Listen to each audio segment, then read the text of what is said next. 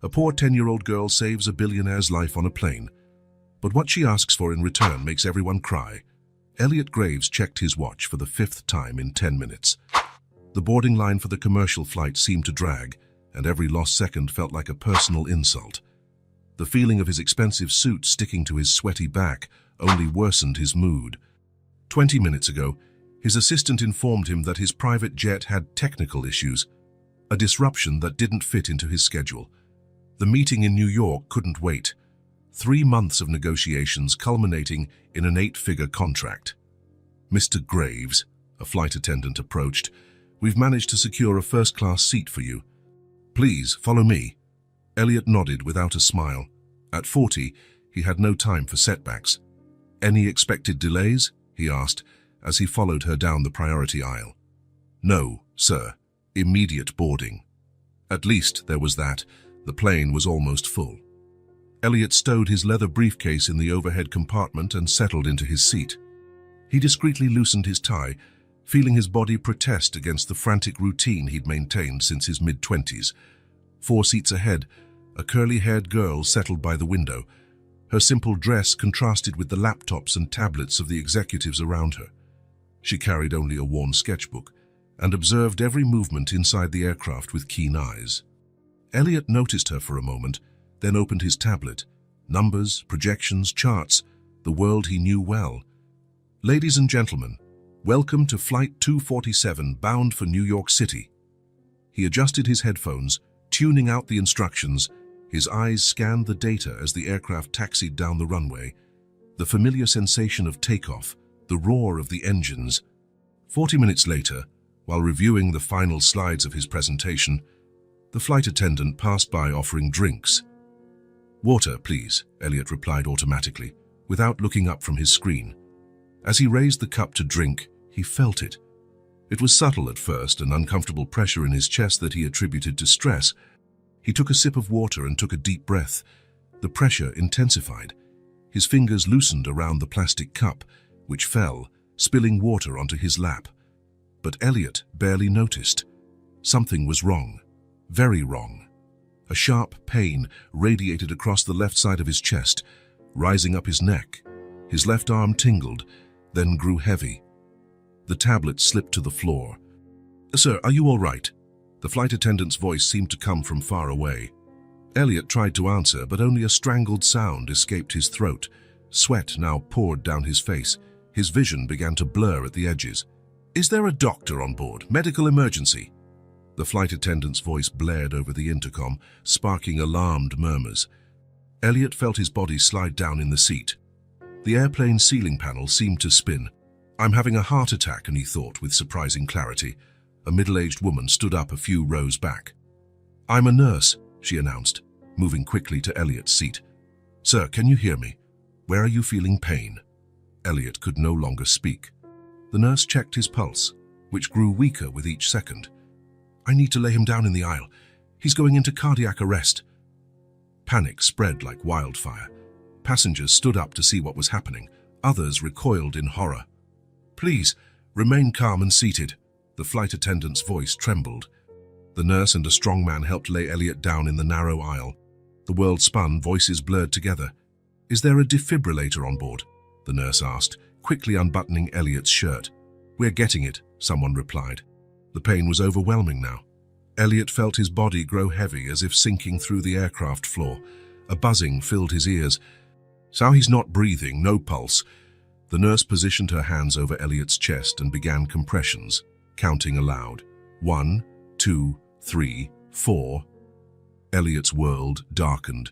The pain, strangely, began to subside. An intense cold spread through his limbs. "The defibrillator isn't working," someone shouted. "We're trying to reset it. Keep up the compressions." The nurse was already showing signs of fatigue after 2 minutes. "Can someone relieve me? I need to continue compressions until the defibrillator is ready." The momentary silence was broken by a child's voice. "I know how to do it." The curly-haired girl from the window seat had approached unnoticed. Her small face was serious, focused. "Sweetheart, this isn't a game," the nurse said, without stopping compressions. "My mum taught me. She cleans at the hospital." Before anyone could stop her, The girl positioned herself beside the nurse. "I can take over when you get tired." The nurse looked at her, surprised, but continued. 30 compressions, then 2 breaths. The defibrillator was still having issues. The pilot announced they were attempting an emergency landing, but were still at least 20 minutes from the nearest airport. When the nurse began to lose strength, the girl took over. "Remember, hard in the middle of the chest," the nurse instructed. Her small hands positioned correctly. Her face showed a fierce concentration that seemed out of place in someone so young. 1, 2, 3, 4. She counted in a low but clear voice. The compressions were surprisingly strong and rhythmic. Her curls bounced with the movement, but her eyes never left Elliot's pale face. On the threshold between consciousness and void, Elliot vaguely noticed the change. The smaller hands, the child's voice counting. Something in that moment imprinted itself on his memory, even on the verge of death. A girl who barely knew his name was fighting to keep his heart beating. After almost a minute, the nurse returned. "Great job. Let me continue now." The girl stepped back only a pace, observing intently. "The defibrillator is ready," a flight attendant announced, bringing the equipment. "Stand clear, everyone." The nurse placed the pads on Elliot's chest. Shocking. Elliot's body arched with the impact of the electrical discharge. The nurse checked his pulse. Nothing yet. Continuing compressions. The nurse and the girl now took turns, while the defibrillator recharged for a second attempt. In the narrow aisle, a 10-year-old child fought for a stranger's life with a quiet determination that brought tears to the eyes of several passengers. "Stand clear, second shock." Again, Elliot's body jolted. The nurse checked his carotid pulse. "We have a pulse. Weak, but we have one." A collective gasp swept through the cabin. Some passengers applauded, others openly wept. The girl remained silent, looking at Elliot's face, which slowly regained some color. His eyes opened, unfocused and confused. "He's back," the nurse announced. "Sarah, can you hear me?" Elliot blinked several times, trying to understand where he was. The pain was still there, but less intense. He tried to speak, but his throat was too dry. "Don't try to speak now," the nurse advised. "We're making an emergency landing. Hold on tight." His eyes searched around, confused, until they found the girl who was still watching him. Something in her expression, a mix of seriousness and compassion beyond her years, struck him deeply. "You helped?" Elliot managed to whisper. The girl simply nodded once, without smiling. During the next few minutes, as the plane prepared for the emergency landing, Elliot drifted between consciousness and semi-consciousness. Each time he opened his eyes, he met the watchful gaze of the girl, who had sat on the floor beside him. "What's your name?" he managed to ask, his voice almost inaudible. "Aubrey," she replied. "Thank you, Aubrey." It was nothing. Elliot tried to smile. "Can I thank you? A gift." She studied him for a moment. Then, with a seriousness that seemed to belong to someone much older, she replied, "My brother's sick."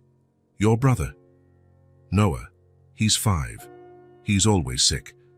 Mom works hard, but the medicine is expensive." Even in the haze of pain and confusion, Elliot felt something change within him. This child wasn't asking for anything for herself. No mention of toys or presents. "I want to help," he murmured. "Really?" Her eyes showed a spark of hope. "I promise." Aubrey nodded, as if sealing an important agreement. She took her sketchbook from the seat and tore out a page. With a pen she took from her dress pocket, she wrote an address in large and careful letters. "Here," she said, folding the paper and placing it in his hand. "Apartment 4B. Elliot closed his fingers around the paper. "I'll help on your brother." At that moment, the plane touched down with a jolt. Paramedics were already waiting on the tarmac. Within minutes, the aircraft door opened and the emergency team quickly entered.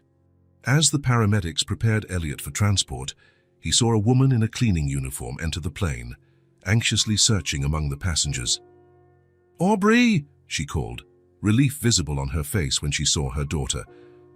"Mom," Aubrey replied calmly. "I helped him." The woman noticed Elliot on the stretcher and approached hesitantly. "My daughter." "She saved my life," Elliot completed, his voice still weak. The woman's eyes filled with tears. She's always been like that, always looking out for others. "Sir, we need to take you now," one of the paramedics insisted. "One moment," Elliot requested. He looked at Aubrey and her mother. "I'll visit you. I promise." "It's not necessary," the mother began, but Elliot interrupted her with a weak gesture. "Please, I want to help. Your son." The woman seemed surprised. "Aubrey? What did you say?" "Just the truth, Mom." The paramedics began to move the stretcher. Elliot clutched the paper with the address. "I'll visit soon," he assured them. Aubrey nodded solemnly. "Good luck." The hospital was a blur of white lights, hushed voices and beeping machines. Elliot went through tests, medications, and medical explanations he barely processed. All he could think about was the small, curly-haired figure with hands too strong for her age, quietly counting as she kept his heart beating. "You were very lucky, Mr. Graves," the cardiologist explained a few hours later. "A blocked coronary artery. If you hadn't received immediate CPR, you probably wouldn't be here." Elliot nodded, distracted. "The nurse on board did an excellent job, from what I heard," the doctor continued. "It was a girl," Elliot corrected. "A child saved me." The doctor looked surprised, but smiled. "Well, then you owe her a big thank you." For the next 2 days, as he recovered in the hospital, Elliot couldn't stop thinking about Aubrey and her sick brother. The paper with the address was tucked into the envelope with his personal belongings. He pulled it out several times a day, looking at the girl's careful handwriting. His phone rang constantly. His business partner, clients, the board of directors. The meeting in New York had been handled by his VP via video conference. The contract was signed. Life went on. But something had changed. On the afternoon of the second day, Elliot was discharged with strict instructions, medication, and lifestyle change recommendations. His driver waited at the hospital entrance. "Home, sir?" the man asked, opening the car door. Elliot nodded, distracted, the paper with Aubrey's address between his fingers. He carefully put it in his wallet. During the drive, his phone didn't stop ringing. His partner, clients, the board of directors, everyone wanted assurances that the corporate machine would continue running smoothly, as if he hadn't just faced death. "I need you in New York tomorrow," Marcus, his partner, insisted when Elliot finally answered. "Investors are nervous after your incident." Elliot looked out the window, watching the city pass by. The gleaming skyscrapers, the bustling streets, life moving at its frantic pace. His world, until 2 days ago. "I won't be in New York tomorrow," he replied, surprising himself. "What, Elliot? This is crucial for—" "I nearly died the day before yesterday, Marcus." Elliot's voice was calm, almost distant. "The board can wait. But you're better now, aren't you?" The doctor said, "I have something important to do first. More important than the company we've built over the last 15 years. The disbelief in Marcus's voice was palpable. Elliot touched the pocket where he'd put Aubrey's address. "Yes." He hung up before his partner could argue. The car pulled up in front of the luxurious building where Elliot lived. The penthouse with a view of Central Park, decorated by a famous designer, had always been his refuge and his pride. Now, as he entered the spacious, silent space, he felt strangely out of place. He went straight to his office. On the impeccably organized desk, he opened his laptop and began to type. First, an email to his lawyer. Then, an internet search. Best pediatric specialists in New York City. While waiting for the results, he took his wallet from his pocket and pulled out the paper with Aubrey's address. He looked at it for a long time, thinking of the serious girl with small hands who had kept his heart beating. A 10-year-old child who, when offered any gift, asked for help not for herself, but for her sick brother. Elliot picked up the phone. "Dr. Phillips, Elliot Graves, I need a referral for the best pediatric specialist you know, and I want an appointment for tomorrow." As he spoke, he felt something strange in his chest, not the physical pain of the previous days, but something different. A sense of purpose, of a debt to be paid, and something more he couldn't yet name.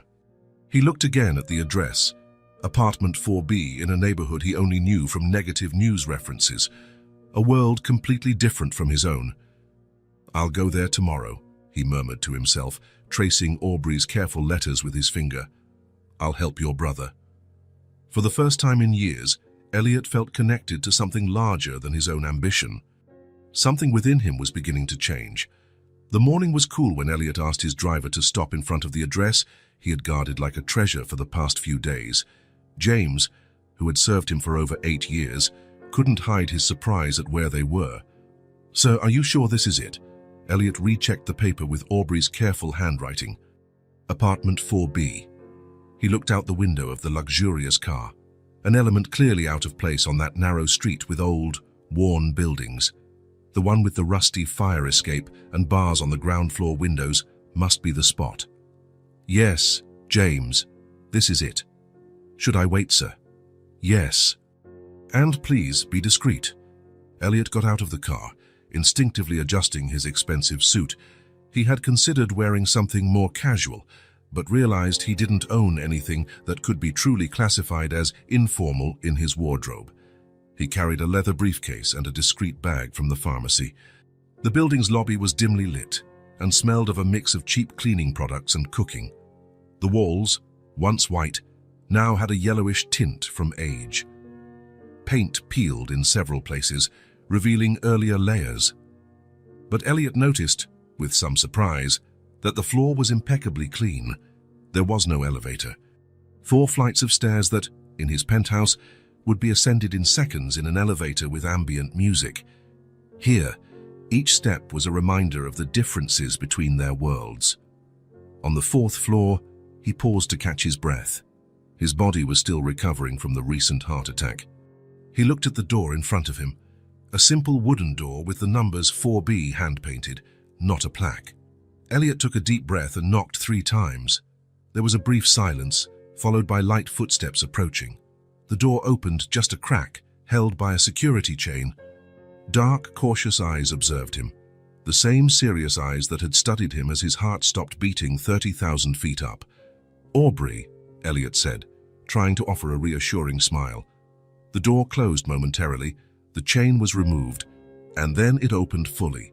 Aubrey stood there, wearing denim shorts and a faded red t-shirt. Her curly hair was tied back in a messy ponytail. "You actually came," she said, without seeming particularly surprised. "I promised." A small smile, fleeting as a lightning flash, illuminated her face for an instant. "My mum's in the room with my brother," she explained, opening the door wider. "He's not doing too well today." Elliot stepped into a small entryway that led directly into a modest living room. The apartment was tiny by his standards, probably the size of his master closet. The walls desperately needed a fresh coat of paint, and the furniture was simple, some visibly second-hand. But there was something else there, impeccable cleanliness on every surface. Small touches of care everywhere, a plant on the windowsill, photographs in simple frames on the wall, a vase with wildflowers on the coffee table, dignity. "Aubrey, who was at the door?" A female voice came from one of the bedrooms. "It's the man from the plane, Mom. He came to see Noah." A woman appeared in the narrow hallway, her face showing surprise and a certain apprehension. Rachel Wilson looked younger than Elliot expected, perhaps in her early 30s, but with a weariness in her eyes that aged her. Her curly hair, like her daughter's, was tied in a messy bun. She wore simple jeans and a blue blouse. "Mr. Graves, Aunt," she said, wiping her hands on a cloth she carried. "Aubrey told me you might come, but we didn't expect so soon. Please, call me Elliot," he replied, extending his hand. Hers was small but strong, with visible calluses, hands that knew hard work. "I hope I'm not disturbing you." "Not at all." She made a vague gesture towards the living room. "Please, sit down. Can I offer you some coffee?" "No need, thank you." Elliot hesitated, then continued. "Aubrey mentioned your son isn't well." Rachel's face subtly changed, a shadow of concern crossing her features. "Yes, Noah has chronic respiratory problems. He's having a rough day." "May I see him?" Elliot asked gently. Rachel exchanged a glance with Aubrey, who nodded imperceptibly. "Of course," she replied, though her voice betrayed hesitation. "This way." She led them down the narrow hallway to a small bedroom. There was only space for 2 single beds and a dresser. On one of the beds, and under a thin blanket despite the day's warmth, lay a small boy. His dark, curly hair, like his sister's, was plastered to his sweaty forehead. Even from a distance, Elliot could hear his difficult, wheezing breath. "Noah," Rachel called softly. "We have a visitor." The boy opened his eyes, the same expressive eyes as his sister, now blurred by fever. He tried to smile, but the effort seemed exhaustive. "Hi," he whispered. Elliot felt a lump in his throat. There was something profoundly wrong with this scene, a 5-year-old confined to a bed, when he should be running and playing. "Hello, Noah," he said, approaching cautiously. "I'm your sister's friend." "He's the man I helped on the plane," Aubrey explained to her brother. "Remember I told you?" Noah nodded weakly. His heart stopped. "That's right. And your sister made it start beating again." Elliot sat on the edge of the bed, observing the boy with clinical eyes, his labored breathing, the fever patches on his cheeks, his slightly bluish lips. "How long has he been like this?" "The fever came back yesterday," Rachel replied, adjusting Noah's blanket. "But it's been getting worse for a few days. Does he have a diagnosis?" "Congenital heart defect," Rachel answered, her voice controlled but with a subtle tremor. "He was born with a heart defect. He needs surgery to correct it. But, She didn't finish the sentence. She didn't need to. The cost of such a procedure would be astronomical, especially without adequate health insurance. "Do you have a doctor who follows his case?" Elliot asked. "Yes, at the community clinic. But Noah would need to be treated by a specialist at a better-equipped hospital." Elliot looked at the boy again. His breathing seemed increasingly labored. A knot of concern formed in his stomach. "Rachel," he said calmly but firmly, "I think Noah needs to go to the hospital now." "I know," she replied, her voice trembling. "I'm saving up money to take him to the emergency room tonight." "You don't need to worry about that." Elliot picked up his phone. "I'm calling an ambulance." "An ambulance?" Panic crossed her face. "I can't afford an ambulance." "Please," Elliot said gently, "let me help. Your daughter saved my life." Rachel looked at Aubrey, who remained by her brother's bed, holding his hand. Something in the girl's posture, the same quiet determination Elliot had seen on the plane, seemed to make her mother reconsider. "All right," she finally said. As Elliot made the call, Aubrey leaned closer to her brother. "It's going to be okay, Noah. You're going to a real hospital now." The boy just nodded weakly, his chest rising and falling with visible effort. In less than 20 minutes, the ambulance arrived. The paramedics were efficient and professional, checking Noah's vitals and preparing him for transport. One of them cast a worried glance at Elliot. "We should have come sooner," he said quietly. "His saturation is dangerously low." Elliot nodded, a sense of urgency growing within him. "Which hospital are you taking him to?" "County Memorial," the paramedic replied. "No," Elliot interjected. "Take him to St. Luke's." The man looked confused. "Sir, protocol says—" "I'll cover all costs," Elliot interrupted, handing over his business card. "And please call Dr. Harrison Kensington. Tell him Elliot Graves is sending a patient who needs immediate attention." The paramedic looked at the card, his eyes widening slightly as he recognized the name, and nodded. "Yes, sir." Rachel, who had rushed to gather some clothes for Noah, returned to the room in time to hear the conversation. Her face showed a mixture of gratitude and apprehension. "St. Luke's?" she asked, her voice low. "Elliot, I can't—" "Don't worry about that now," he gently interrupted her. "Noah is the priority. We'll follow the ambulance in my car." During the ride to the hospital, the silence in the car was heavy.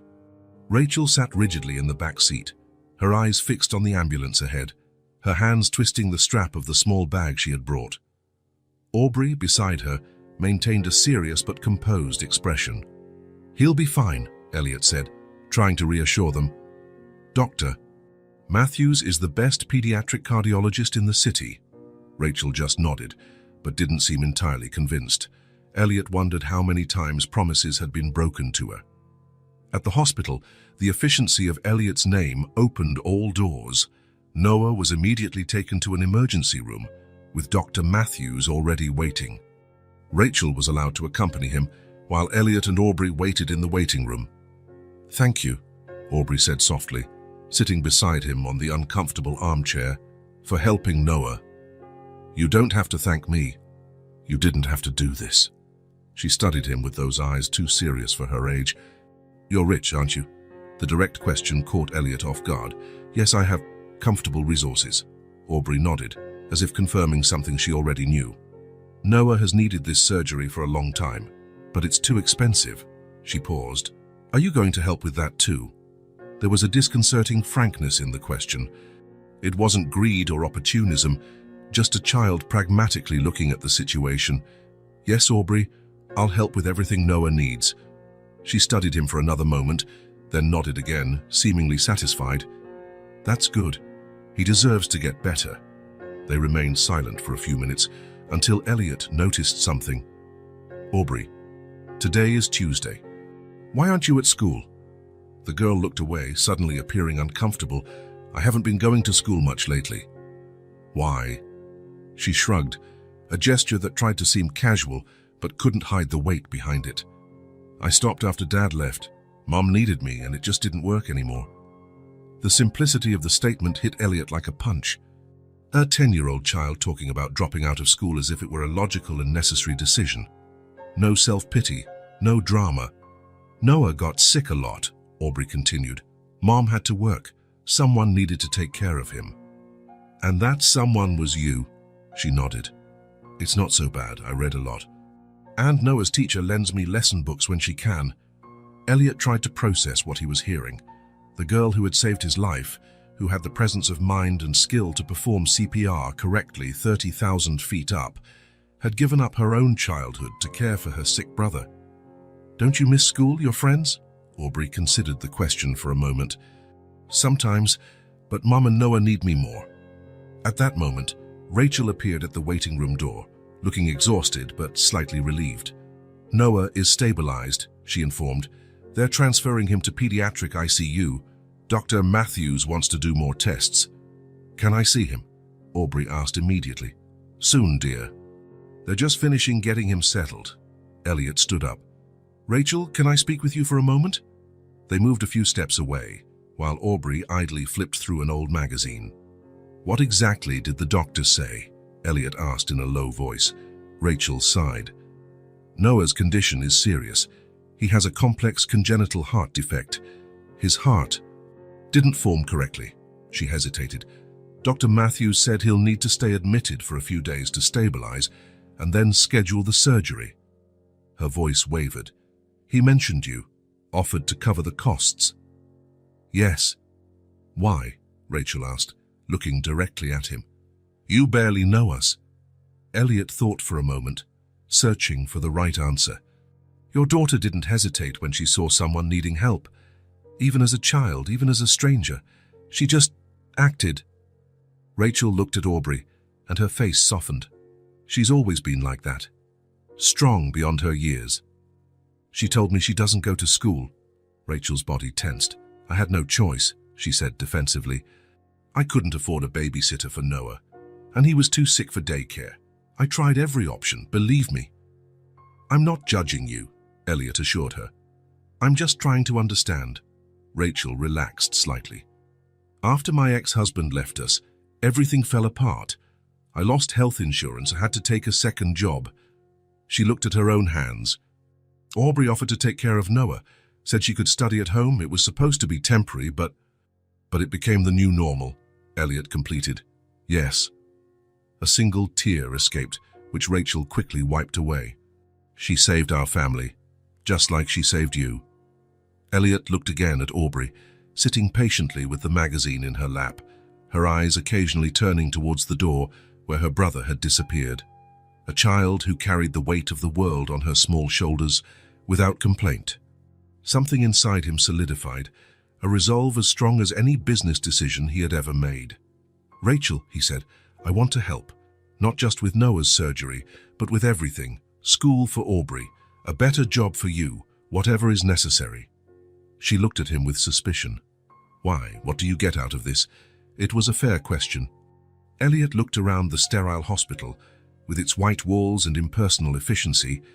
Then he remembered the small apartment he had just visited, with its peeling but clean walls, its worn but cared-for furniture, the family photos, the flowers on the table.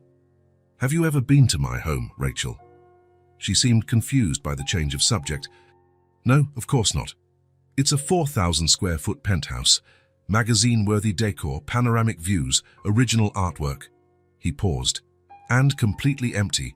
No photos on the walls, no flowers on the table, no connection." Rachel studied him for a long moment, as if trying to decipher a complex puzzle. "I don't want your charity," she finally said. "It's not charity," Elliot replied. "It's gratitude, and maybe a little selfishness too." Before she could answer, a nurse appeared at the door. "Noah Wilson's family? He's awake and asking for his sister." Aubrey immediately stood up, looking at her mother for permission. Rachel nodded, and the girl followed the nurse down the hallway. "Think about what I said," Elliot said softly. "Not for me, but for them." Rachel didn't reply, but something in her gaze had changed.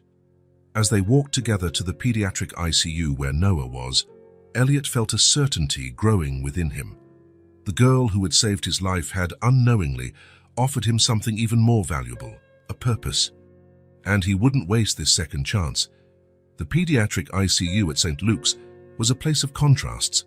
Colorful walls and cheerful murals tried to soften the reality of medical equipment, constant beeps, and lights that never fully dimmed. Rachel now knew every inch of that space. After 2 weeks, the reclining chair beside Noah's bed had become her second home. Ms. Wilson. Nurse Diane, already familiar after so many shifts, entered the room silently. "I brought you some tea." Rachel accepted the disposable cup with a tired smile. "Thank you. How is he today?" "He slept well through the night. The fever hasn't returned." Rachel looked at her sleeping son, connected to monitors and tubes. Even so, his cheeks were less pale today, a small sign of improvement she clung to with all her might. The nurse checked his vitals and wrote something on the chart.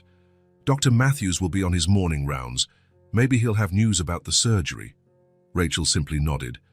For 2 weeks, since Noah was admitted, her life had been reduced to this cycle. Monitors, medication, tests, small daily victories, and the fragile hope that the next procedure would be the definitive one. After the nurse left, Rachel picked up her phone. She had 3 unread messages. The first was from her cleaning service supervisor. "Rachel, we can't hold your position any longer. I'm sorry." She closed her eyes for a moment, absorbing another blow. It wasn't unexpected, but it still hurt. The second was from Aubrey. "Good morning, Mom. Did you sleep well? I'm taking my science project today. Elliot is picking me up after school. Love you." The third from Elliot himself. "Good morning, Rachel. I'll take Aubrey to school and pick her up later. She has everything she needs for the project. We'll stop by to see Noah in the late afternoon. Do you need anything?" Rachel reread the last message, feeling a mixture of gratitude and an unidentifiable discomfort. In the 2 weeks since Noah was admitted, Elliot Graves had become a constant presence in their lives.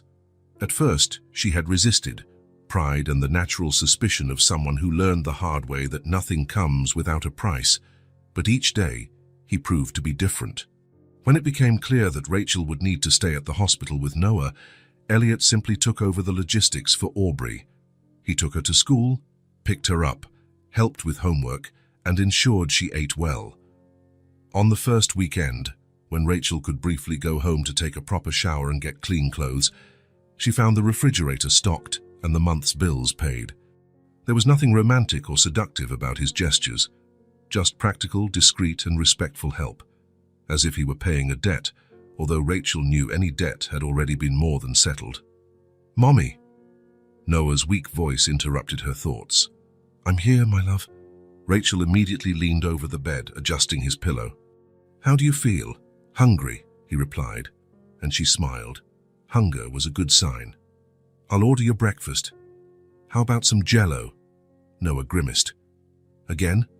It's all your stomach can handle for now, but if you eat it all, maybe you can convince the nurse to bring you some pudding later."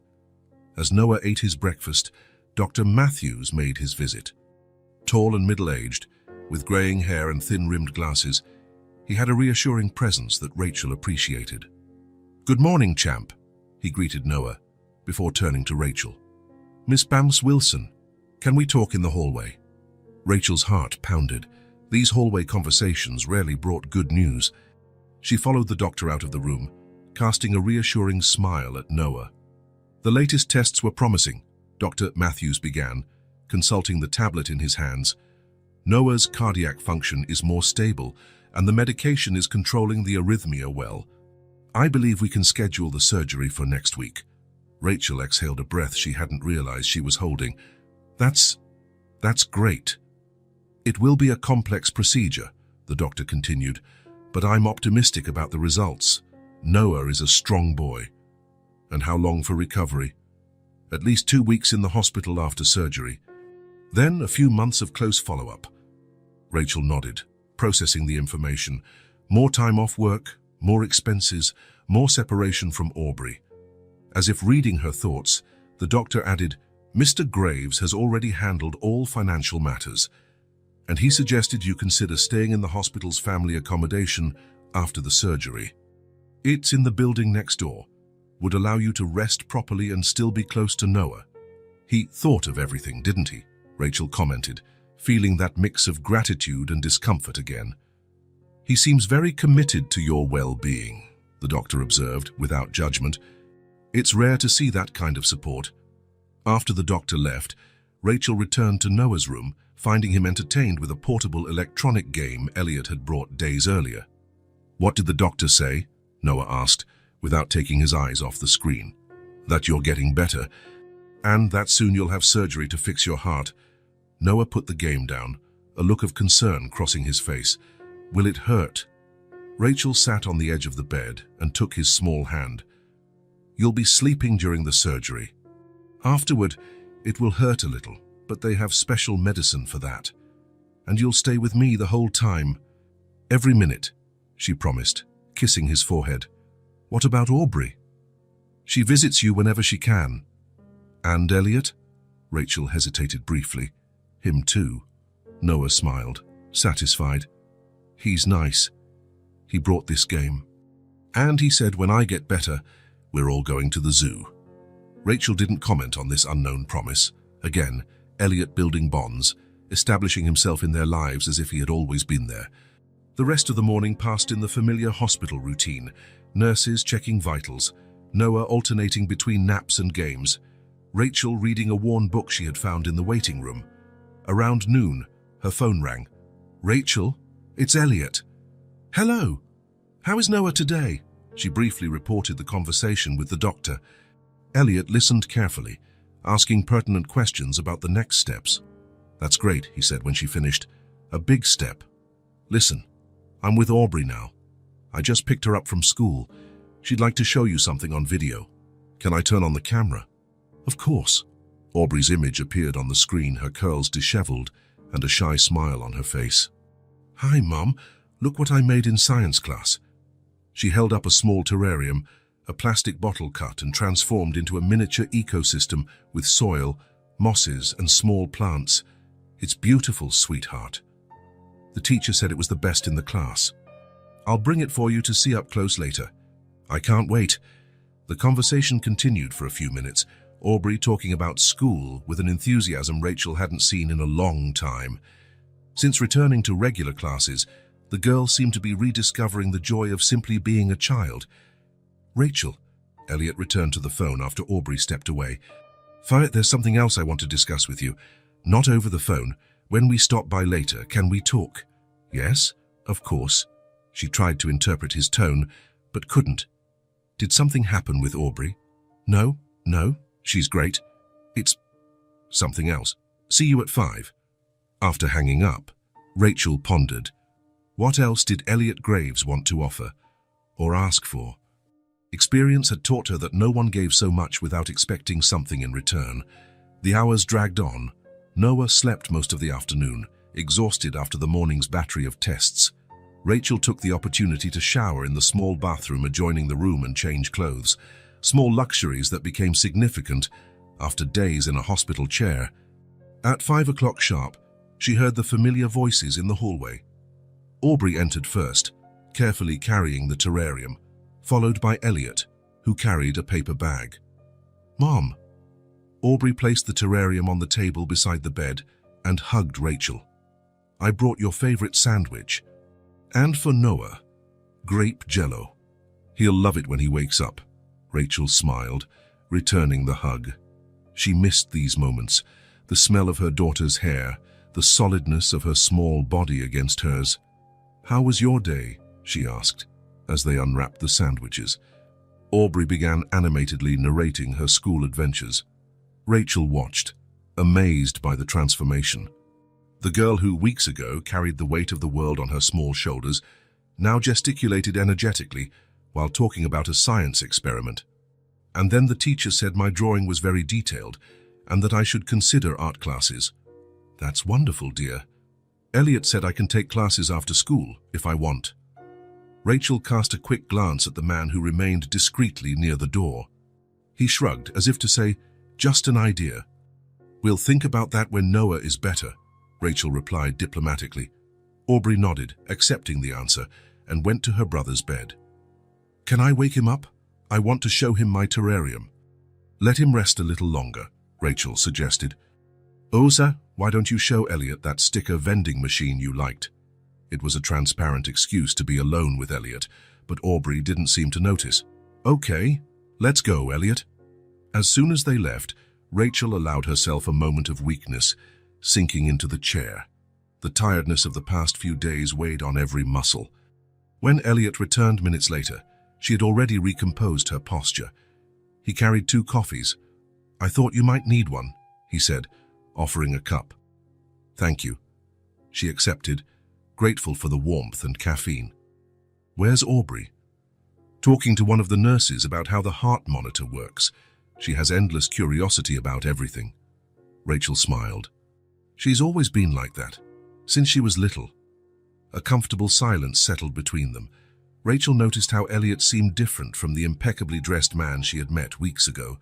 He wore jeans and a simple shirt now, and there was something more relaxed in his posture. You wanted to talk about something, she asked finally. Elliot nodded, sitting in the chair beside her. Rachel, I know your work situation is complicated. She tensed. How do you know that? You mentioned they couldn't hold your position for long, and today, when I called to inform them you'd still be out, your supervisor made it clear your job no longer exists. Rachel felt her face burn. It was humiliating to have her life exposed like this. Rachel, Elliot continued, his voice soft, I want to offer you a job at my company. She stared at him, surprised. A job? Doing what? I'm a cleaner, Elliot. I don't have the qualifications for administrative assistant in the corporate social services department. It's a new sector we're developing. I have no experience with that. You have all the qualifications that matter. You're organized, reliable, hardworking. The rest can be learned. Rachel studied him, trying to understand his motivations. Why are you doing all this? You already funded Noah's treatment, helped Aubrey go back to school, and now this. Elliot looked at Noah, sleeping peacefully, before answering. I have everything, he finally said. A successful company, money, properties, but I have no one to share any of it with. The simplicity of the confession caught her off guard. Santa, I'm not asking for anything in return, Rachel, he continued, as if reading her thoughts. There are no romantic expectations or anything like that. It's just that, he paused, searching for words. Your daughter gave me a second chance at life, literally, and meeting you all showed me that I've been living in a hollow way. Rachel felt something soften within her, a resistance she had been holding on to since day one. You didn't give up, did you? She observed. On Noah, on Aubrey, on trying to help. Neither did you, Elliot replied. I saw how you stayed strong for them, even when everything seemed impossible. Rachel didn't answer immediately. Instead, she looked at her sleeping son, at the monitors that recorded the beats of his small, imperfect heart. I accept the job, she finally said, but on one condition, which is that it be a real job, with real responsibilities. I don't want disguised charity. Elliot smiled, extending his hand. Agreed. And I'll warn you now, I'm a demanding boss.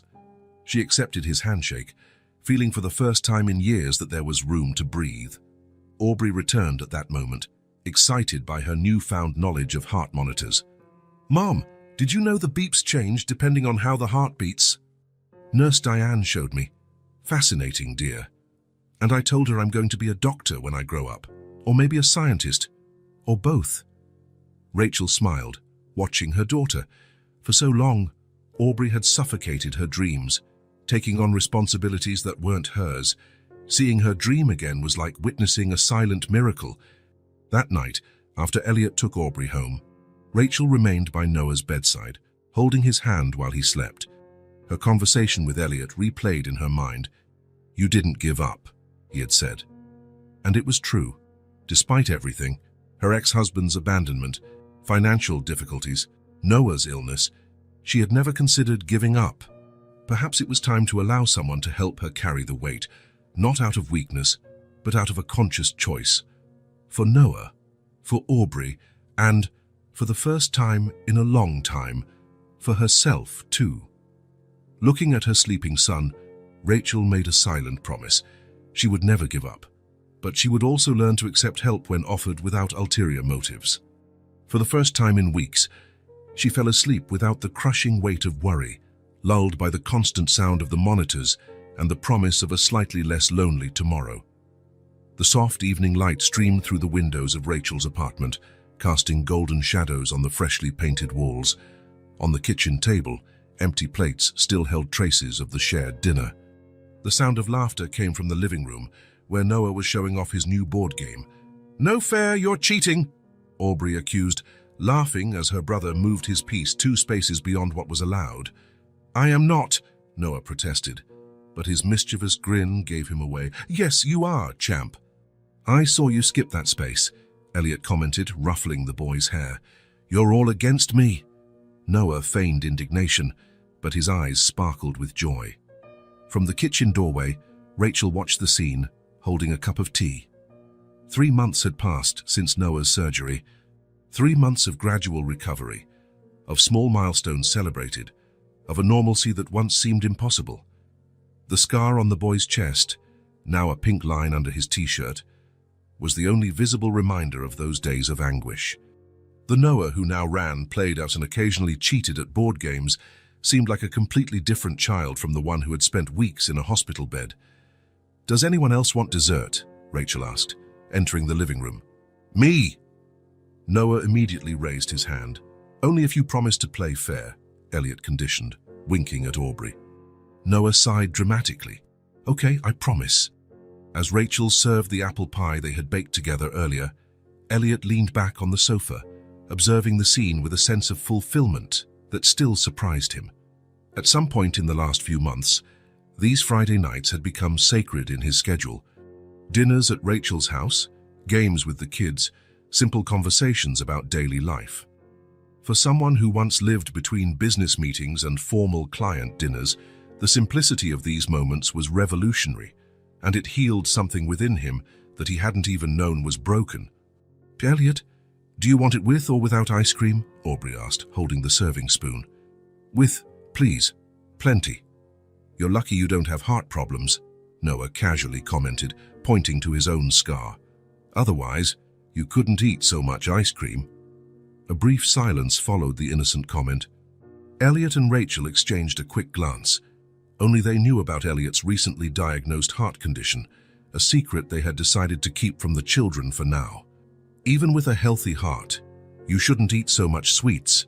Rachel broke the moment, ruffling Elliot's hair as she did with her children. "You're setting a bad example."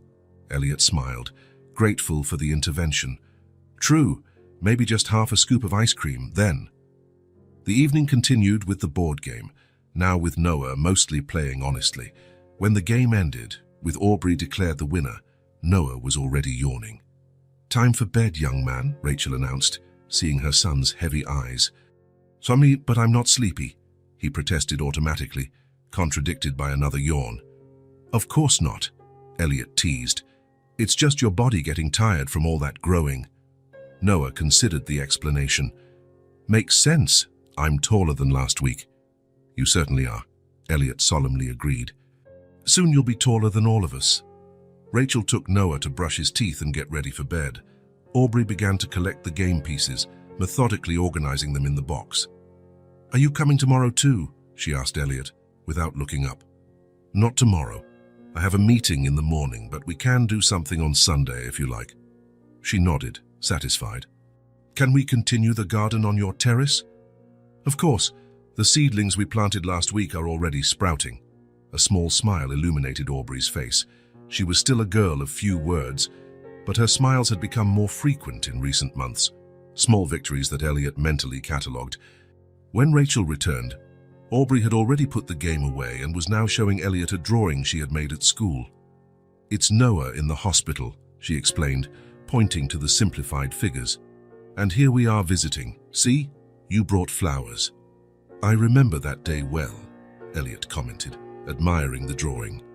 "You have talent, Aubrey. My art teacher said I have a good sense of proportion." "She's absolutely right." Rachel sat on the arm of the sofa, looking at the drawing over Elliot's shoulder. "You captured your brother's stubborn expression well." "He didn't want to take his medicine," Aubrey recalled with a smile.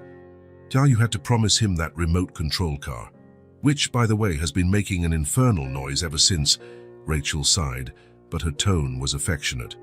Aubrey yawned, prompting Rachel to check the clock. "It's also time for you to go to bed, young lady.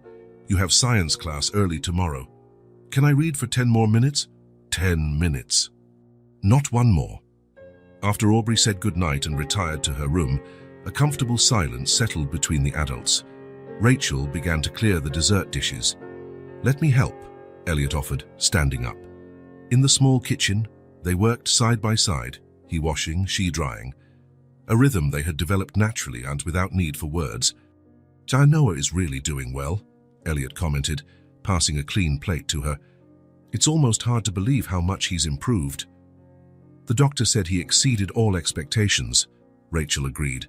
"And Aubrey, have you seen how much more she's smiling? I noticed she even made a joke yesterday when we were coming home from school." "A joke? My Aubrey?"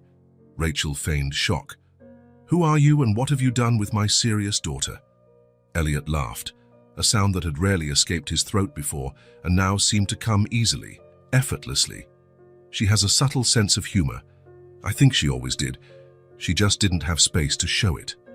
Rachel watched him for a moment, a thoughtful expression on her face. "You're different too, you know." "How so?" "Lighter. When we met, you seemed to carry the world on your shoulders. Now you laugh. Really laugh." Elliot reflected on the observation. It was true. For the first time in years, perhaps for the first time in his adult life, he felt genuinely happy. Not the momentary satisfaction of closing a deal or acquiring something new, but a sustained happiness, nourished by small moments like this. "You make me feel good," he admitted simply. Rachel finished drying the last plate and put it in the cupboard. Then, turning to him, she said something Elliot didn't expect. "You didn't buy our lives. You quietly walked into them and stayed." The simplicity and depth of the observation struck him forcefully. That was exactly it. He hadn't arrived as a savior or benefactor. He had simply entered, step by step, respecting boundaries, offering help without demanding gratitude, being present without imposing his presence. "Thank you for letting me stay," he replied, his voice slightly hoarse. Rachel smiled, briefly squeezing his arm before changing the subject, sensitive to the emotion of the moment. "Aubrey is excited about visiting your place tomorrow. She talks about nothing else but that terrace garden." "Who knew I'd become a gardener at 40? Elliot joked, grateful for the change of tone. Life has its surprises. Shortly after, Elliot said goodbye, promising to pick up Aubrey on Sunday for the visit to his apartment. As he drove back home, he reflected on Rachel's words. "You quietly walked into them and stayed." There was something profoundly true in that observation that touched the core of what he had been feeling in recent months. And Sunday dawned sunny, perfect for gardening. Elliot picked up Aubrey right after breakfast, promising Rachel he'd bring her back before dinner. "I brought the seeds you asked for," Aubrey announced as soon as she got in the car, holding up a small paper envelope. "Excellent. Sunflowers." "Yes, the sales lady said they grow well in big pots." During the drive to Elliot's apartment, Aubrey talked about the book she was reading. a story about a girl who discovered a secret garden. The coincidence was not lost on Elliot. "Maybe our terrace garden can be secret too," he suggested, "but it's not hidden, it's on top of the building." Secret doesn't mean hidden. It can be special, known only by a few people. Aubrey considered the idea. Like a club. Exactly. The Secret Garden Club. When they arrived at the apartment, Elliot observed how Aubrey now moved with familiarity through the space. On her first visits, she had been cautious, almost fearful of the opulence of the place. Now, she dropped her backpack on the hall bench and headed directly to the terrace without hesitation. The terrace, once a sterile space with minimal designer furniture, had transformed in recent months. Pots of different sizes occupied a sunny corner, with plants in various stages of growth. It was a project they had started together after Noah's recovery, a casual suggestion from Elliot that had become a shared ritual. "Look, the tomato plants have flowers," Aubrey exclaimed, running to examine the small yellow blossoms. "Soon we'll have fresh tomatoes," Elliot commented, following her. "We can take them to your mom to make sauce." They spent the morning working side by side, preparing a new pot for the sunflowers, watering existing plants, removing dead leaves. Aubrey spoke about each plant as if it were a friend, noting each new leaf or bud with enthusiasm. "You really enjoy this, don't you?" Elliot observed, seeing the concentration on her face as she delicately removed a weed. "I like to see things grow," she replied simply. "It's like magic, but real." For lunch, they made sandwiches together in Elliot's rarely used kitchen. Another change, before Aubrey came into his life, that kitchen served only to heat up pre-made meals or make coffee. "We can pick some herbs from the garden," Aubrey suggested, already heading to the terrace to get fresh basil. They ate at the kitchen counter, discussing plans to expand the garden and what vegetables they would try to grow next. Elliot realized, not for the first time, how easy it was to talk to Aubrey. Despite being only 10 years old, she possessed a maturity that made conversation fluid and meaningful. After lunch, they sat in the living room to read, another ritual they had developed. Aubrey with her book about the secret garden, Elliot with a biography that, before meeting the girl, he probably never would have had time to read. The comfortable silence was interrupted only by the occasional turning of pages. At some point, Elliot realized the sounds had ceased completely. He looked over and saw that Aubrey had fallen asleep, the book still open in her lap. Carefully, so as not to wake her, Elliot removed the book and placed it on the coffee table. Then he got a soft blanket from the cupboard and gently covered her. Aubrey didn't even stir. Her face relaxed in sleep in a way it rarely was when she was awake. Elliot sat in the armchair opposite the sofa, simply observing the sleeping girl. There was something deeply moving in the implicit trust of that moment, Aubrey feeling safe enough in his home to fall asleep without a care. "You saved me in the air," he thought, feeling a wave of emotion he didn't try to contain. "And now you save me every day with your way of being." It was true. This extraordinary child, with her quiet strength and her ability to find beauty in the simplest things, had transformed his life in ways he never could have predicted. Before her, his days were a succession of appointments, negotiations, acquisitions, constant movement without real meaning. Now there were sunflowers growing on his terrace. There was a pencil mark on the kitchen wall, at Aubrey's exact height, where they had decided to measure her growth each month. There was a shelf in the library with children's and young adult books, carefully selected for her evolving interests. Small things, details most people wouldn't even notice. But for Elliot, they were evidence of a life truly lived, not just existed. The afternoon sun advanced through the room, creating golden patterns on the floor. In his penthouse apartment, with panoramic city views, Elliot Graves, businessman, millionaire, lonely for so long, was beginning to understand the true meaning of belonging. It wasn't about owning a place, a title, or status. It was about these invisible connections formed in shared small routines. It was about knowing someone's favorite brand of cereal, or knowing exactly how they like to fold towels, or recognizing the meaning of a certain look. As he watched Aubrey sleeping peacefully under the blanket, Elliot felt a certainty grow within him. the certainty that he had found his place in the world. And it was beside this improbable family that destiny had placed in his path when his heart literally stopped beating.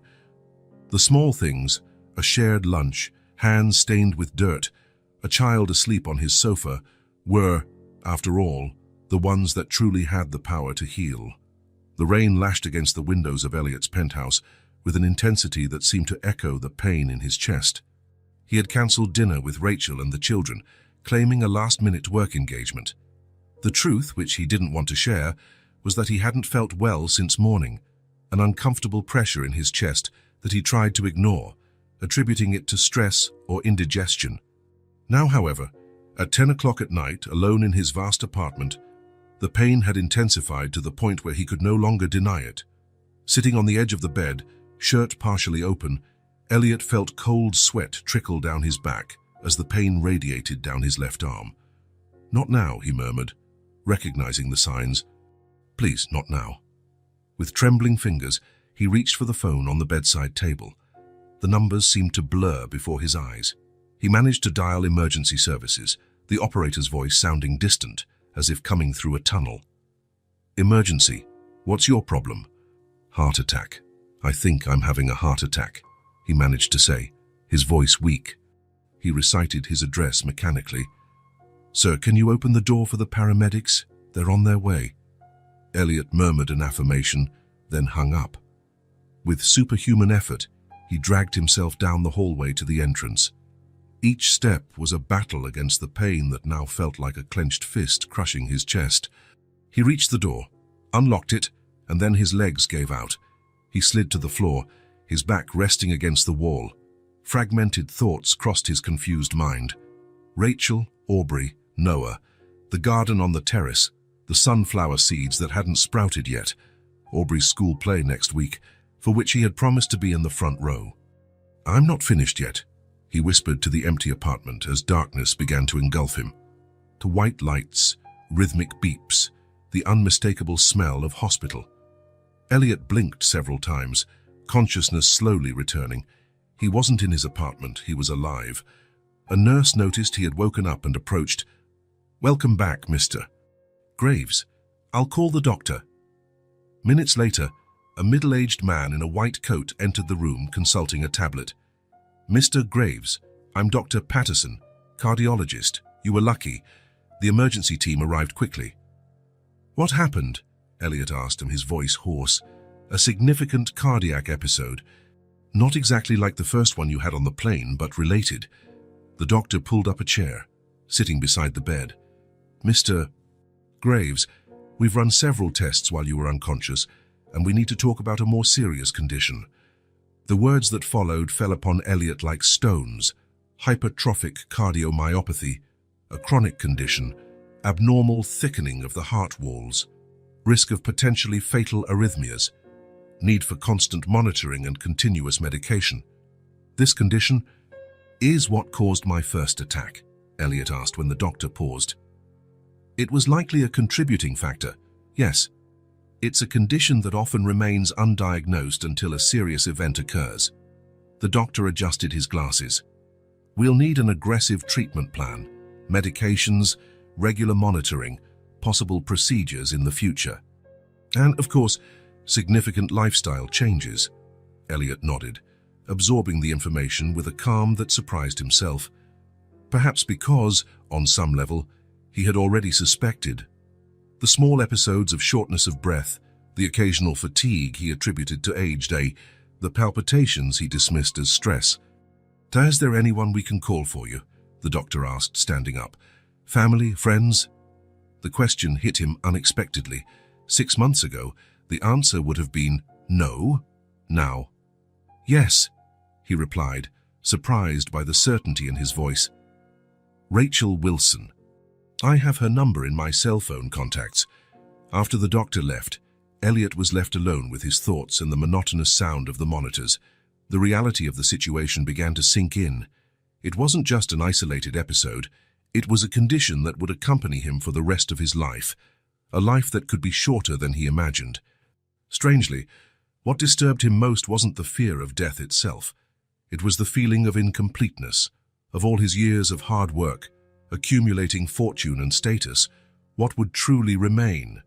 Buildings with his name on them, bank accounts, shares in companies that would eventually forget who he was.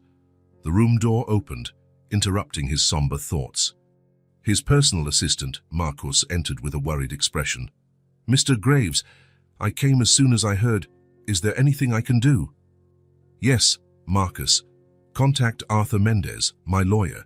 Tell him I need to see him today, here at the hospital. It's urgent." "Certainly, sir. Anything else?" Elliot hesitated. "Did Rachel Wilson call?" "Not that I know of, sir." "Should I try to contact her again?" "It's not necessary. She'll come when she can." The certainty in that statement surprised his assistant, but he merely nodded before leaving. Elliot closed his eyes, feeling exhaustion weigh on every cell of his body. But his mind remained active, reorganizing priorities, making decisions. Arthur Mendez arrived in the late afternoon, his familiar leather briefcase under his arm. The middle-aged lawyer had known Elliot for over 15 years and was one of the few who treated him with absolute frankness. "You look terrible," was his greeting upon entering the room. "Thanks for the honesty," Elliot replied with a weak smile. "What happened?" "Heart problem. Chronic. Apparently, I've been living with a ticking time bomb in my chest without knowing it." Arthur nodded gravely, placing the briefcase on the table beside the bed. "I'm sorry, Elliot. What can I do?" "I need to revise my will, completely." "I understand. Any specific directives?" Elliot took a deep breath, organizing his thoughts. "I want to leave everything to Aubrey Wilson." The lawyer raised his eyebrows, his only display of surprise. "The girl you mentioned, the one who performed CPR on you on the plane?" "Yes." "Everything? The companies, the properties, the shares, the accounts, everything. With the proper protections, of course. A structured trust fund, released in stages. She's a minor." Arthur made quick notes on his pad. "And what about the mother, Rachel, correct?" "A separate fund for her, substantial, and one for the brother, Noah. But the bulk of the estate goes to Aubrey, with Rachel as administrator until she comes of age. Any other provisions? Donations to charities, other beneficiaries?" Elliot considered for a moment. "Yes, maintain the annual donations to the foundations we already support, and I want to establish a new one, focused on pediatric cardiovascular research." For the next hour, they refined the details. Arthur asked pertinent questions, took notes, occasionally offered suggestions. When he finally put away his pad, he looked at Elliot with a contemplative expression. "And this is quite a change from your last will. Before and everything went to your distant cousins and a few institutions, people I barely know. And this family, do you really know them?" Elliot looked out the hospital window, at the sky beginning to darken. "Better than anyone else." Arthur nodded, accepting the answer. "I'll prepare the documents. I can bring them tomorrow for signature." "Thank you, Arthur."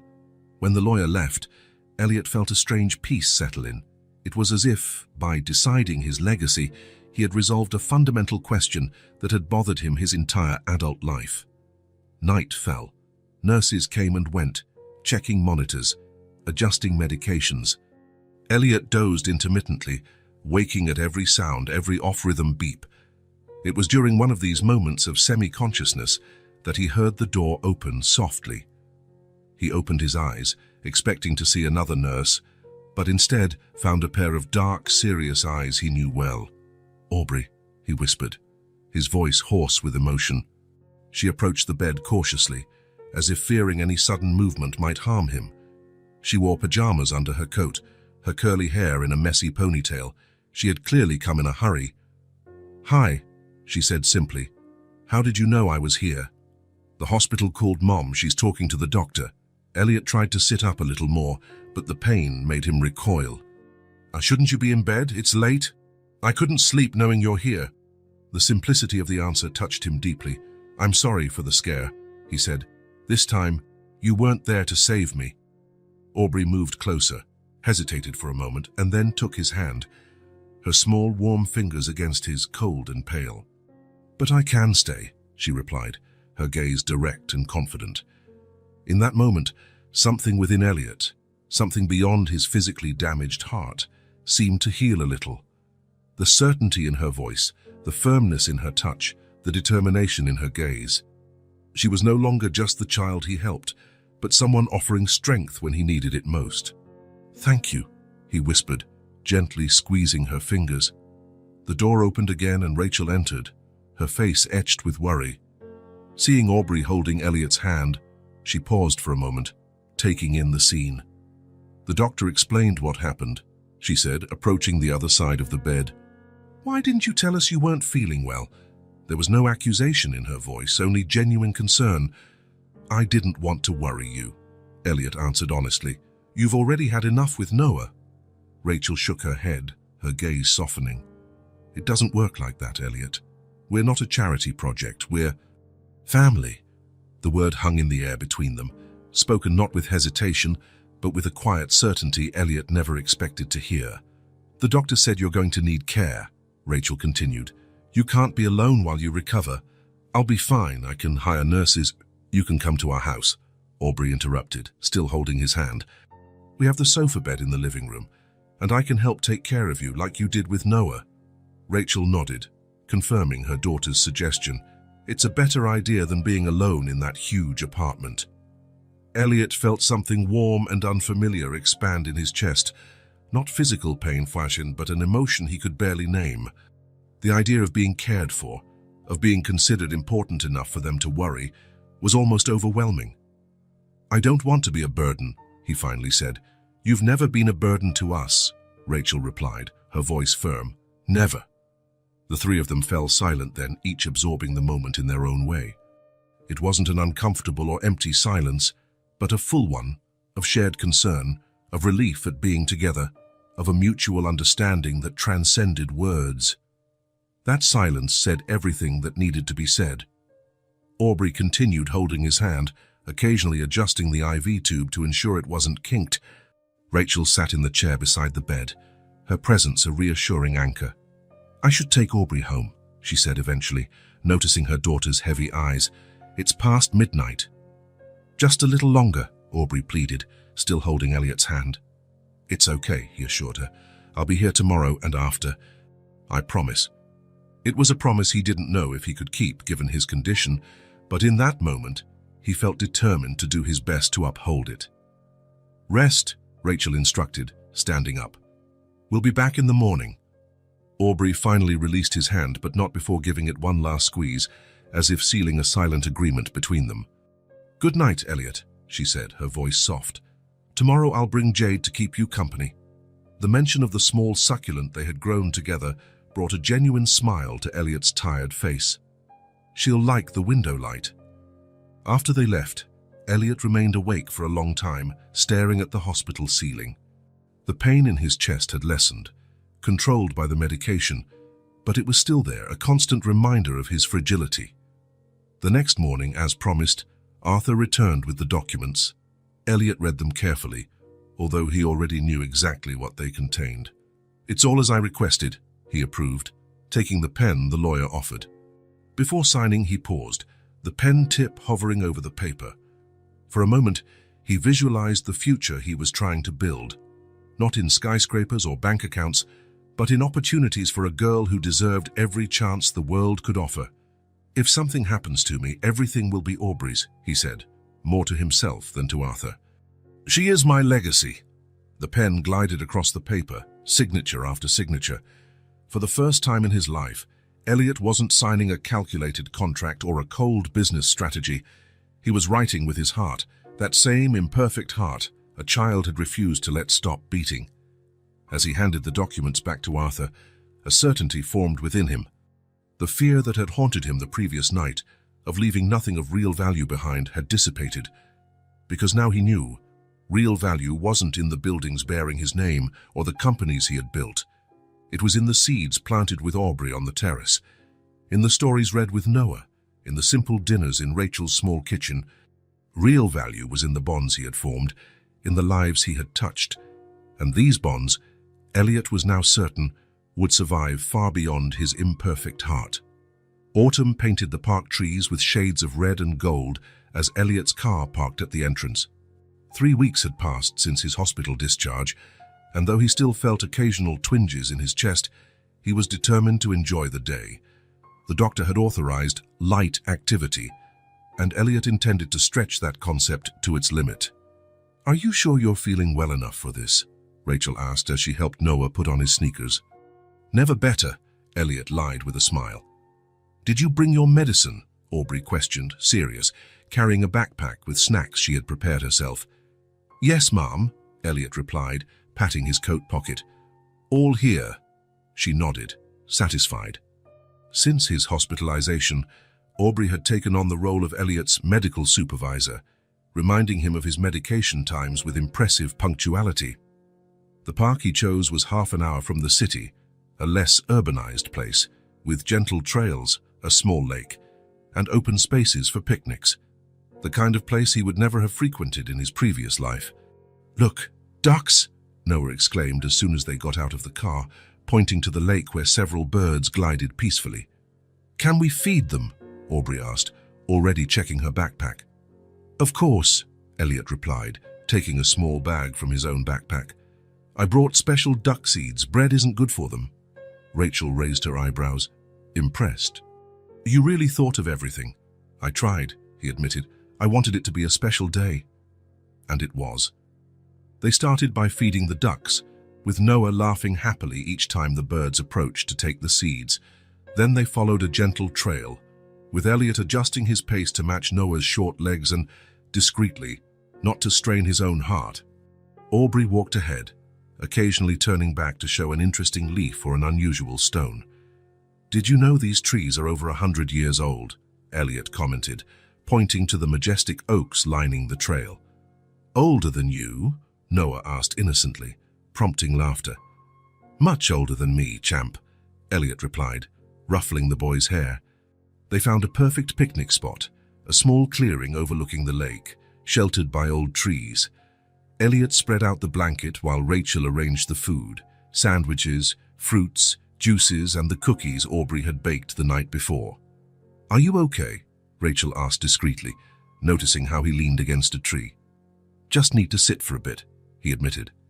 During lunch, they talked about simple things: Aubrey's science project and Noah's new friendships, the stories Rachel brought from her job at Elliot's company, where she had already been promoted. "I brought a surprise," Elliot announced after they finished. From his backpack, he pulled out an instant camera. "Wow," Aubrey exclaimed, her eyes gleaming. "Is it one of those that prints right away?" "Exactly. I thought we could make an album of this day." The following hours were filled with clicks and laughter.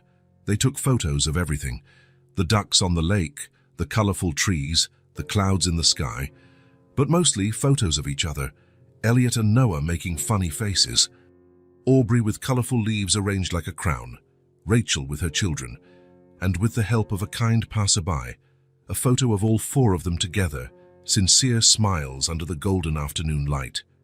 "I want ice cream," Noah announced as the afternoon wore on. "Noah, don't be rude," Rachel gently admonished him. "Actually," Elliot interjected, "I saw an ice cream stand near the entrance. What do you think?" Noah's eyes lit up, and even Aubrey couldn't hide her enthusiasm. They walked to the colorful stand, where an elderly man served homemade ice cream. Noah chose chocolate with extra topping. Aubrey opted for strawberry, Rachel for vanilla, and Elliot for pistachio. Sitting on a bench, savoring the quickly melting ice creams, Elliot felt a peace he had never experienced before.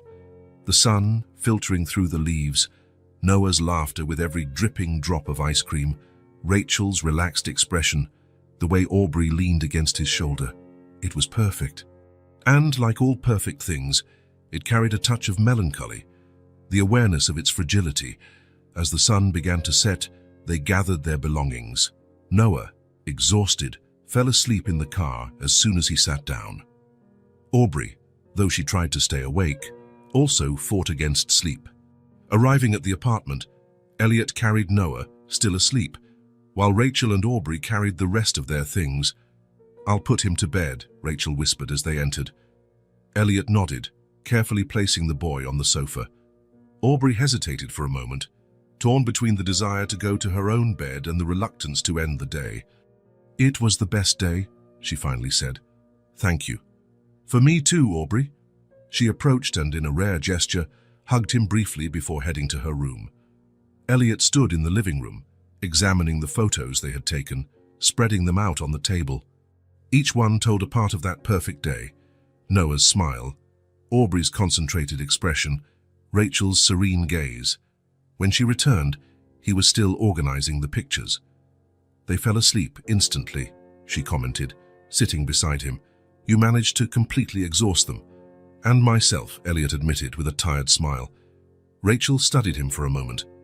"You should have told us you weren't fully recovered yet. We could have postponed. And miss a day like this, never." She smiled, picking up one of the photos, the one of the four of them together. "It turned out great. I'll frame it." A comfortable silence settled as they continued to organize the photographs. Her natural intimacy had developed, not romantic, but deep nonetheless, an understanding that transcended words. "Rachel," Elliot said finally, knowing the moment had come. "We need to talk about something." She looked up, alert. "What's wrong? Is it your heart?" "Yes and no." He took a deep breath. "The heart problem I have. It's chronic. I can live for decades with the right medication, proper exercise, medical follow-up. Or I could have another episode tomorrow." Rachel said nothing, but her expression showed she understood the gravity of the situation. "I found out I have a heart condition. I don't know how much time I have." Elliot paused, gathering his strength. "But if something happens, find my lawyer, Arthur Mendez. Your future is guaranteed." "Elliot, please, let me finish," he requested gently. "I've modified my will. I've set up funds for the children's education, for your financial security. No matter what happens to me, you'll never have to worry about money again." Rachel remained silent for a long moment, her eyes fixed on the photographs. When she finally spoke, her voice was firm, despite her eyes glistening with unshed tears. "Elliot, we don't just want your name on a piece of paper. We want you here." The words hit him with a force no contract ever had. It was so simple, and yet so profound. They wanted him, not for his money, not for his influence, just for being who he was. "Then I'll stay," Elliot replied, his voice hoarse with emotion. "As long as I can, I'll stay." Rachel reached out her hand and he took it, a simple gesture that sealed a promise greater than any legal document. Versi Kudriade 6 months later.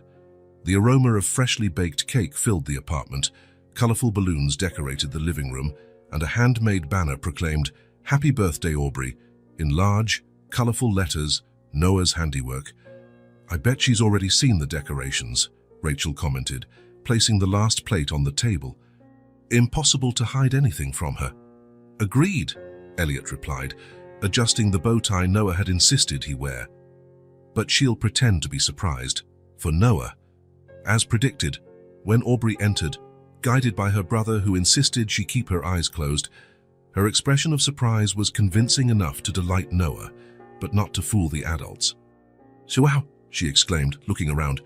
"You did all this?" "I made the banner," Noah proudly proclaimed, "and I helped with the cake." "It's all perfect," Aubrey smiled, hugging him. Dinner was simple but joyful. Rachel had prepared Aubrey's favorite dish, homemade lasagna. Noah told jokes that only made sense to himself, but everyone laughed anyway. Elliot watched it all with a quiet smile, occasionally exchanging glances with Rachel when the children said something particularly funny. His life had completely changed. He still ran his companies, still had responsibilities, but now there was a balance that had been missing before. 3 times a week he had dinner with Rachel and the children. On weekends, they often did something together. A walk, a movie, a visit to the botanical garden. His apartment, once sterile and impersonal, now bore clear traces of the children.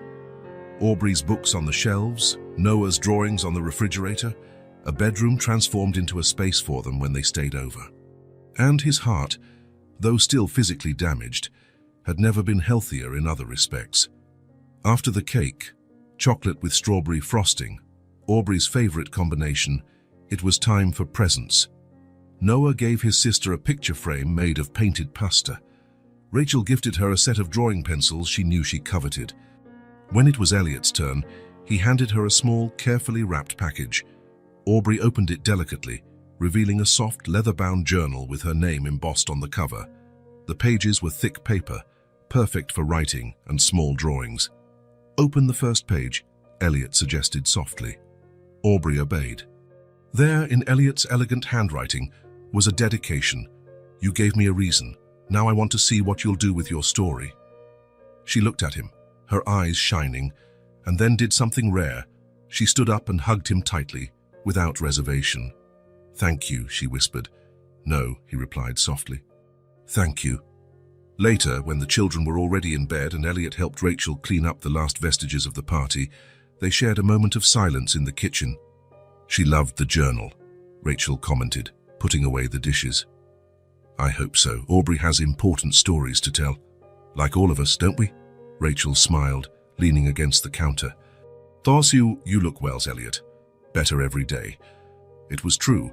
Although he still took daily medication and had regular checkups, his health had stabilized. He followed his diet, did the recommended exercises, and most importantly, he lived with purpose. "I never thought my life would take this turn," he confessed. "Yes, but I wouldn't change a thing. Not even the heart attack on the plane," she teased gently. "Especially that. It's what brought me to you all." As he left the apartment that night, Elliot looked at the bedroom window where Aubrey slept, likely already dreaming of the stories she would write in her new journal. The girl who had saved his life had given him much more than a few extra minutes of existence. She had shown him how to truly live. In the months and years that followed, their relationship only strengthened. Rachel continued to ascend in the company, eventually taking over the social responsibility division. Aubrey flourished in school, her creativity finding new outlets. Noah grew strong and healthy, his repaired heart functioning perfectly. And Elliot, the man who once defined his life by contracts and acquisitions, found a greater purpose. He continued taking his medication, having regular checkups, managing his condition. There were better and worse days, as with any chronic illness, but in all of them, he was surrounded by people who loved him for who he was, not for what he possessed. In a world that often measures success in numbers and possessions, Elliot Graves had discovered a simple truth. True legacy isn't in what we leave behind when we're gone, but in the lives we touch while we're here. He didn't disappear, he stayed. And with that, he left a living and whole legacy. If this story touched your heart, subscribe to the channel and turn on notifications so you don't miss the next ones. Leave a like, because it helps this story get recommended to more people. See you in the next story.